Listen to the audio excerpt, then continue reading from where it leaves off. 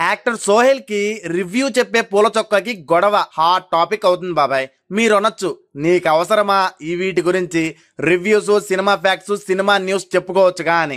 ఈ ఇష్యూ కూడా ఒక సినిమా గురించి, ఒక సినిమా యాక్టర్ మరియు సినిమా రివ్యూ గురించి చెప్పే వాళ్ళ కాంట్రవర్సీ గురించే కదా బాబాయ్. అందుకే ఈ వీడియో చేస్తున్నా. మ్యాటర్ ఏంటంటే, బూట్ కట్ బాలరాజ్ అనే మూవీ సోహెల్ గారు హీరోగా నటించి సినిమా తీశారు, రిలీజ్ అయింది. ఆ సినిమాని పూల చొక్కా నవీన్ నాయక్ అన్న మూవీ చూశారు. తను చూశాక సినిమా ఎలా ఉందో అన్న దాని గురించి రివ్యూ చెప్పారు. తక్కువ టొమాటోస్ అదే రేటింగ్ రూపంలో ఇచ్చారు. ఉన్న మాటే చెప్పారు. దానిలో తప్పేముంది? ఆ రివ్యూ వీడియోకి సోహెల్ అన్న రెస్పాన్స్ అయ్యారు. కామెంట్ చేశారు.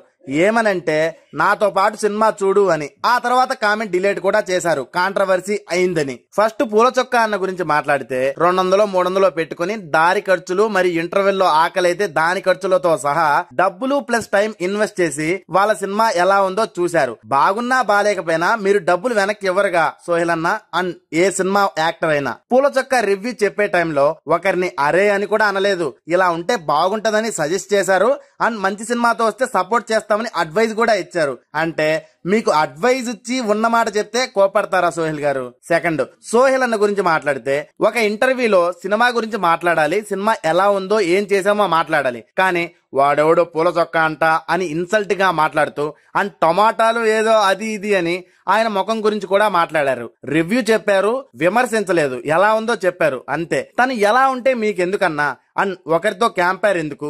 Great Andhra, great India reviews అని చెప్పారు. మరి వాళ్ళొక్కరి కోసం రిలీజ్ చేయొచ్చు కదా సినిమా. మా కోసం ఎందుకు రిలీజ్ చేశారు?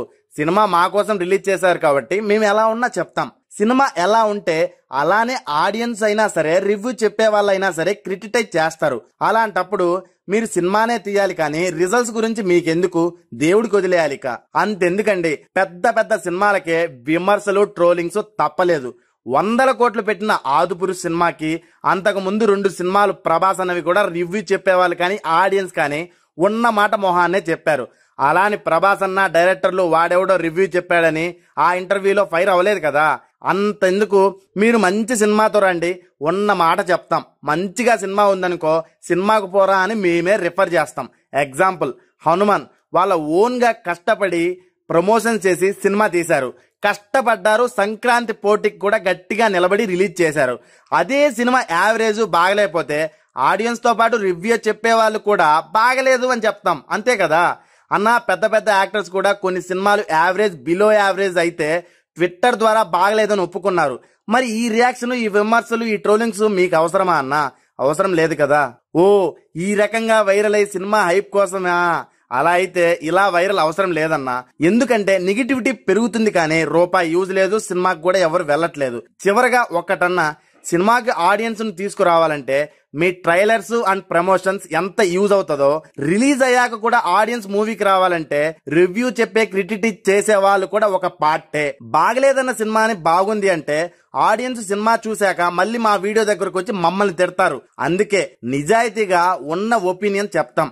ఆపై తీసుకోకపోవడం మీ ఇష్టం అన్నా. నేనెవరికి సపోర్ట్ అంటే న్యాయానికి. సో ఇప్పటికైనా తప్పెవరిదో న్యాయం ఎవరిదో మీకు అర్థమైంది కదా బాబాయ్. తప్పులేమన్నా మాట్లాడుంటే సారీ బాబాయ్. ఈ వీడియో గురించి మీ ఒపీనియన్ ఏంటో అలా కామెంట్ చేసి మన ఛానల్ ని సబ్స్క్రైబ్ చేసేయండి.